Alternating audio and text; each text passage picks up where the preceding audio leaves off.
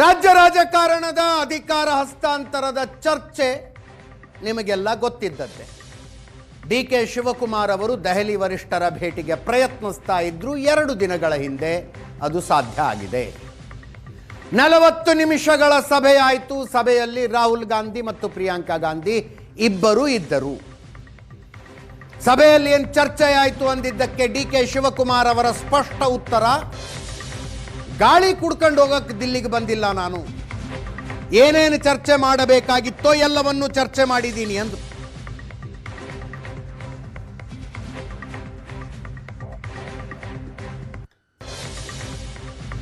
ಅಂಡರ್ಸ್ಟ್ಯಾಂಡೇಬಲಿ ನನ್ನನ್ನು ಮುಖ್ಯಮಂತ್ರಿ ಯಾವಾಗ ಮಾಡ್ತೀರಿ ಅಂತ ಕೇಳಿರ್ತಾರೆ.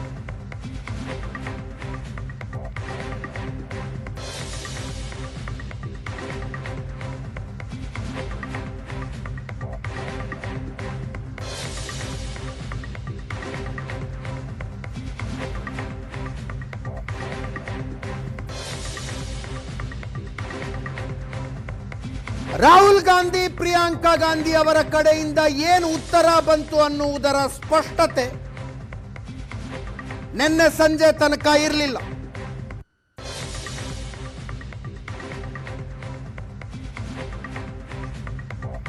ಇವತ್ತು ಡಿ.ಕೆ. ಶಿವಕುಮಾರ್ ಅವರ ಬಣದಿಂದ ಬರ್ತಾ ಇರುವ ಮಾಹಿತಿಯನ್ನು ನಂಬೋದಾದರೆ ಶೀಘ್ರದಲ್ಲೇ ಮುಖ್ಯಮಂತ್ರಿಗಳು ಉಪಮುಖ್ಯಮಂತ್ರಿಗಳು ಇಬ್ಬರನ್ನೂ ದೆಹಲಿ ವರಿಷ್ಠರು ಕರೆಸಿಕೊಳ್ತಾರೆ.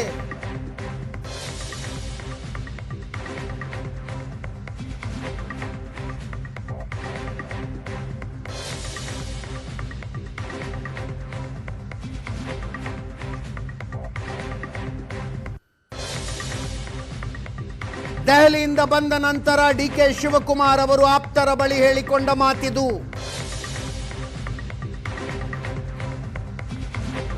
ಹೈಕಮಾಂಡ್ ಮಟ್ಟದಲ್ಲಿ ಮಾತುಕತೆಗೆ ವೇದಿಕೆ ಸಿದ್ಧ ಮಾಡಲಾಗ್ತಾ ಇದೆ. ಫೆಬ್ರವರಿ ಕೊನೆಯ ವಾರ ಅಥವಾ ಮಾರ್ಚ್ ಮಧ್ಯದ ಒಳಗೆ ಸಭೆ ಕರಿತೀವಿ. ಆ ಸಭೆಯಲ್ಲಿ ನೀವು ಸಿದ್ದರಾಮಯ್ಯನವರು ಇಬ್ರು ಇರ್ತೀರಿ.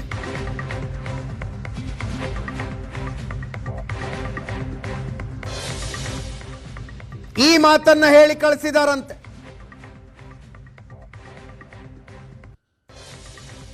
ಈ ಮಾತು ಕೇಳಿದ ನಂತರ ಡಿ.ಕೆ. ಶಿವಕುಮಾರ್ ಅವರು ನಿರಾಳರಾಗಿದ್ದಾರೆ ಅನ್ನುವ ಮಾಹಿತಿ ಇದೆ.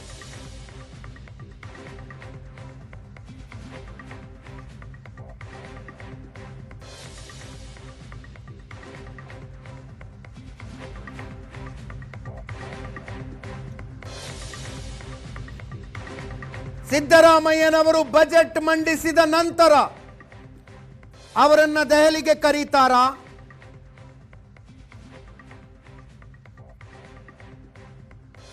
ಡಿ.ಕೆ. ಶಿವಕುಮಾರ್ ಅವರ ಬಣದಲ್ಲಿನ ಚರ್ಚೆ ಇದು.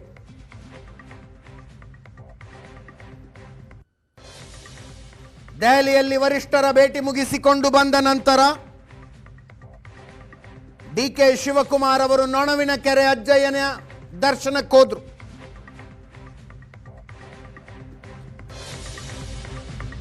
ನಿನ್ನೆ ದೆಹಲಿಯಲ್ಲಿ ರಾಹುಲ್ ಗಾಂಧಿ ಸೋನಿಯಾ ಗಾಂಧಿ ಅವರ ಜೊತೆಗೆ ಸಭೆ, ಅದನ್ನು ಮುಗಿಸಿ ಸಂಜೆ ವಾಪಸ್ ಬಂದ್ರು. ಇವತ್ತು ನೊಣವಿನಕೆರೆ ಅಜ್ಜಯ್ಯನ ದರ್ಶನಕ್ಕೆ ಹೋದರು.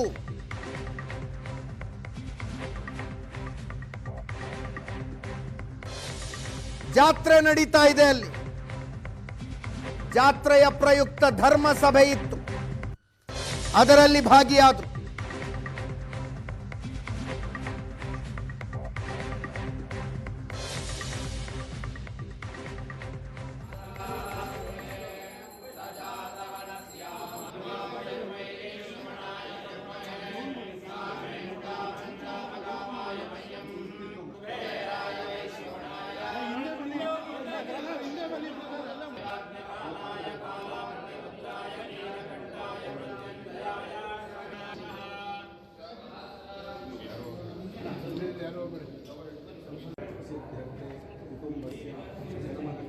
ಎಲ್ಲಿ ಶ್ರಮ ಇದೆಯೋ ಅಲ್ಲಿ ಫಲ ಇದೆ, ನಿಮಗೂ ಇದೆ ನನಗೂ ಇದೆ ಅಂದಿದ್ದಾರೆ ಡಿ ಕೆ ಶಿವಕುಮಾರ್ ಪತ್ರಕರ್ತರಿಗೆ. ಎಲ್ಲಿ ಶ್ರಮ ಇದೆಯೋ ಅಲ್ಲಿ ಫಲ ಇದೆ, ನಿಮಗೂ ಇದೆ ನನಗೂ ಇದೆ. ಭರವಸೆಯಲ್ಲಿ ವಿಶ್ವಾಸವಿಟ್ಕೊಂಡು ನಾನು ಬದುಕ್ತೇನೆ. ದೆಹಲಿ ಭೇಟಿಯ ನಂತರ ವಿಶ್ವಾಸ ಹೆಚ್ಚಾಗಿದೆಯಾ ಅನ್ನೋ ಪ್ರಶ್ನೆಗೆ ಅವರು ಕೊಟ್ಟ ಉತ್ತರ ಇದು. ಭರವಸೆಯಲ್ಲಿ ವಿಶ್ವಾಸ ಇಟ್ಕೊಂಡು ನಾನು ಬದುಕ್ತೀನಿ ಅಂತ. ಕೇಳಿಸ್ಕೊಳ್ಳಿ. ಸಭೆಯಲ್ಲಿ ನಾನು ಪ್ರಾರ್ಥನೆ ಮಾಡ್ತೇನೆ, ಏಕೆಂದರೆ ಹಿರಿಯರು ಹೇಳಿದ್ದಾರೆ, ಮನೆ ಹುಷಾರು ಮಠ ಹುಷಾರು ಅಂತ. ನಿಮ್ಮ ಮನೆಯನ್ನು ನೀವು ಯಾವ ರೀತಿ ಕಾಪಾಡ್ತೀರಿ, ಗುರುವೇ ನಮಗೆಲ್ಲರೂ ಕೂಡ ಜಗತ್ತಿನ ಪಾಲಕ ಅಂತ ಹೇಳಿ ಬ್ರಹ್ಮಸಭೆಯಲ್ಲಿ ನಾನು ಪ್ರಾರ್ಥನೆ ಮಾಡ್ತೇನೆ, ಏಕೆಂದರೆ ಹಿರಿಯರು ಹೇಳಿದ್ದಾರೆ, ಮನೆ ಹುಷಾರು ಮಠ ಹುಷಾರು ಅಂತ. ನಿಮ್ಮ ಮನೆಯನ್ನು ನೀವು ಯಾವ ರೀತಿ ಕಾಪಾಡ್ತೀರಿ, ಗುರುವೇ ನಮಗೆಲ್ಲರೂ ಕೂಡ ಜಗತ್ತಿನ ಪಾಲಕ ಅಂತ ಹೇಳಿ ಬ್ರಹ್ಮಸಭೆಯಲ್ಲಿ ನಾನು ಪ್ರಾರ್ಥನೆ ಮಾಡ್ತೇನೆ, ಏಕೆಂದರೆ ಹಿರಿಯರು ಹೇಳಿದ್ದಾರೆ, ಮನೆ ಹುಷಾರು ಮಠ ಹುಷಾರು ಅಂತ. ನಿಮ್ಮ ಮನೆಯನ್ನು ನೀವು ಯಾವ ರೀತಿ ಕಾಪಾಡ್ತೀರಿ, ಗುರುವೇ ನಮಗೆಲ್ಲರೂ ಕೂಡ ಜಗತ್ತಿನ ಪಾಲಕ ಅಂತ ಹೇಳಿ ಬ್ರಹ್ಮಸಭೆಯಲ್ಲಿ. ನೋಡಪ್ಪ, ನಾನು ಯಾವತ್ತೂ I live on hope, I live on confidence. ಶ್ರಮಕ್ಕೆ ಫಲ ಯಾವತ್ತೂ ಎಲ್ಲರಿಗೂ ಇದ್ದೇ ಇರ್ತದೆ, ನಿಮಗೂ ಇರ್ತದೆ, ನನಗೂ ಇರ್ತದೆ, ಎಲ್ಲರಿಗೂ ಇರ್ತದೆ. ಸೊ ಎಲ್ಲಿ ಶ್ರಮ ಇದೆಯೋ ಅಲ್ಲಿ ಫಲ ಇದೆ, ಎಲ್ಲಿ ಭಕ್ತಿ ಇದೆಯೋ ಅಲ್ಲಿ ಭಗವಂತ ಇದ್ದಾನೆ. ನೋಡಪ್ಪ, ನಾನು ಯಾವತ್ತೂ I live on hope, I live on confidence. ಶ್ರಮಕ್ಕೆ ಫಲ ಯಾವತ್ತೂ ಎಲ್ಲರಿಗೂ ಇದ್ದೇ ಇರ್ತದೆ, ನಿಮಗೂ ಇರ್ತದೆ, ನನಗೂ ಇರ್ತದೆ, ಎಲ್ಲರಿಗೂ ಇರ್ತದೆ. ಸೊ ಎಲ್ಲಿ ಶ್ರಮ ಇದೆಯೋ ಅಲ್ಲಿ ಫಲ ಇದೆ, ಎಲ್ಲಿ ಭಕ್ತಿ ಇದೆಯೋ ಅಲ್ಲಿ ಭಗವಂತ ಇದ್ದಾನೆ. ನೋಡಪ್ಪ, ನಾನು ಯಾವತ್ತೂ I live on hope, I live on confidence. ಶ್ರಮಕ್ಕೆ ಫಲ ಯಾವತ್ತೂ ಎಲ್ಲರಿಗೂ ಇದ್ದೇ ಇರ್ತದೆ, ನಿಮಗೂ ಇರ್ತದೆ, ನನಗೂ ಇರ್ತದೆ, ಎಲ್ಲರಿಗೂ.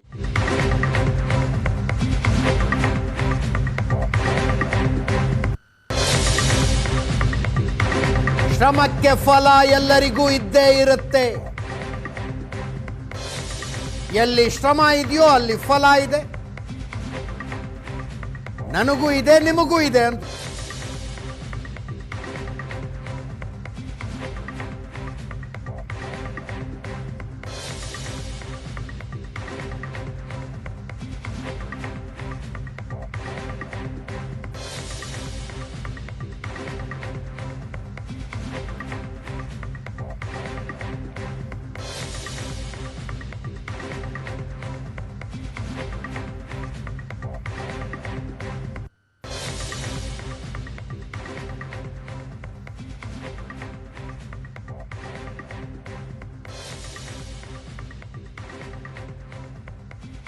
Channaraja Hattiholi, MLC Channaraja Hattiholi for the first time open ಆಗಿ ಡಿ ಕೆ ಶಿವಕುಮಾರ್ ಅವರು ಮುಖ್ಯಮಂತ್ರಿ ಆಗಬೇಕು ಅಂದ್ರು. ಸಚಿವೆ ಲಕ್ಷ್ಮೀ ಹೆಬ್ಬಾಳ್ಕರ್ ಸಹೋದರ ಚನ್ನರಾಜ ಹಟ್ಟಿಹೊಳಿ ಮೊಟ್ಟ ಮೊದಲ ಸಲ ಇದು. ಲಕ್ಷ್ಮೀ ಹೆಬ್ಬಾಳ್ಕರ್, ಚನ್ನರಾಜ ಹಟ್ಟಿಹೊಳಿ ಇವರೆಲ್ಲ ಡಿ ಕೆ ಶಿವಕುಮಾರ್ ಬಣ ಅನ್ನೋದು ಎಲ್ರಿಗೂ ಗೊತ್ತಿದ್ದದ್ದೇ. ಆದರೆ ಇಷ್ಟು ದಿವಸ ಮಾಧ್ಯಮಗಳ ಎದುರು ಮಾತನಾಡುವಾಗ ಹೈಕಮಾಂಡ್ ಹೇಳಿದಂತೆ ಅಂತಿದ್ರು.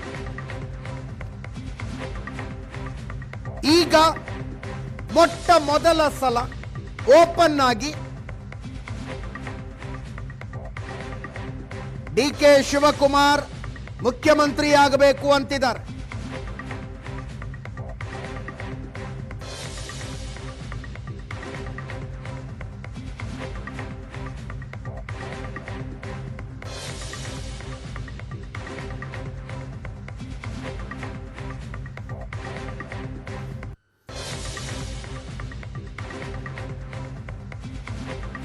ಇನ್ನೊಂದು ಕಡೆ ಡಾಕ್ಟರ್ ಪರಮೇಶ್ವರ್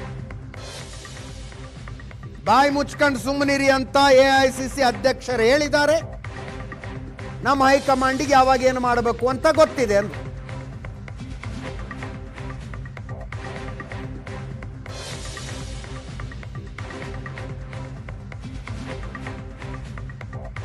ನಾಯಕರು ಯಾವತ್ತೂ ಹೇಳ್ತಾ ಇದ್ರು ಶುಭಗಳಿಗೆ ಬರಬೇಕಂತ.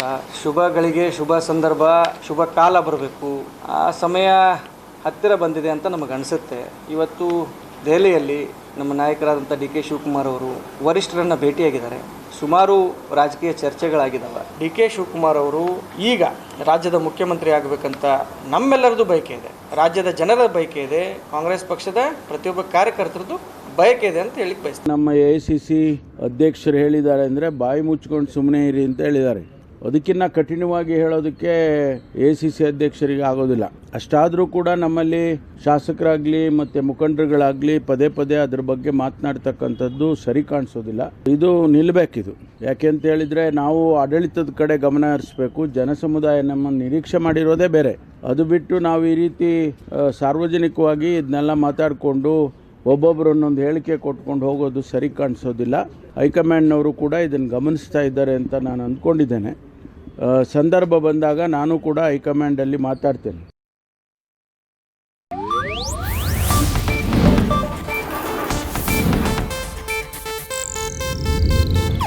ಇದು ಏಷ್ಯಾನೆಟ್ ನ್ಯೂಸ್ ನೆಟ್ವರ್ಕ್ ಪ್ರಸ್ತುತಿ.